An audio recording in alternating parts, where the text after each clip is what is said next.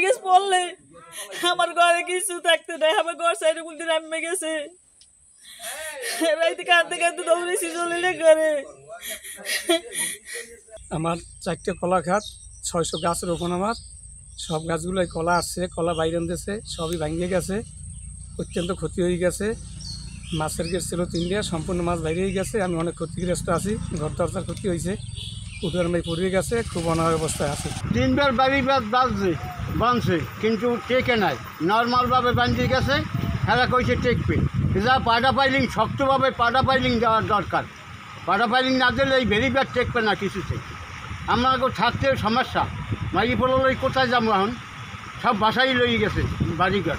এখানে 15 বছরের মধ্যে 3বার ভেরি বাঁধছে, কিন্তু সরকার টাকার মনে টাকা দেয়, শুধু কোনো হেরা কাজে দাঁড়ায় না। টাকাগুলো কি করে কি হয় হেরাই জানে, কিন্তু আমাকে কয় কি ভেরি ভালো হইবে। আমরা কই যে এবার যদি ভেরি করেন, এবার ভেরি করবেন, উঁচা দেবেন, ভেরি শক্ত দেবেন, মজবুত দেবেন, চওড়া দেবেন। হেরা কিন্তু মাটি কাটে দাঁড়ে কিন্তু আমরা কই দাঁড়িয়ে মাটি কাটবেন দূর কিন্তু ভাই ভেরি যেন ভালো হয়, ভেরি যেন টেক্স হয়ে যায়, পাড়ামাড়ি হয়। কিন্তু হেরা কথা শোন না, হেরা কাজ করে ইচ্ছে মতন, হেরা ইচ্ছে মতো কাজ যাইতে কয় না এই ভেরি ভালো হবে। আমি না মোটো ভালো হবে, ভেরি উঁচা দেবেন, ভেরি চওড়া দেবেন, ভেরি ভালো হবে। মাটি কাটবেন দূর যা, দায়িত্ব মাটি কাটবেন না। আমরা বন্যা যাবো, প্রত্যেক বছর সরকার টাকা দেয়, এখন আপনারা কী করেন? আজ 48 ঘন্টা বন্যা একভাবে চলতে আছে। এই জায়গার মানুষ অসহায়, আম পর্যন্ত কেউ ভাত পানি রাঁধতে পারতেছে না।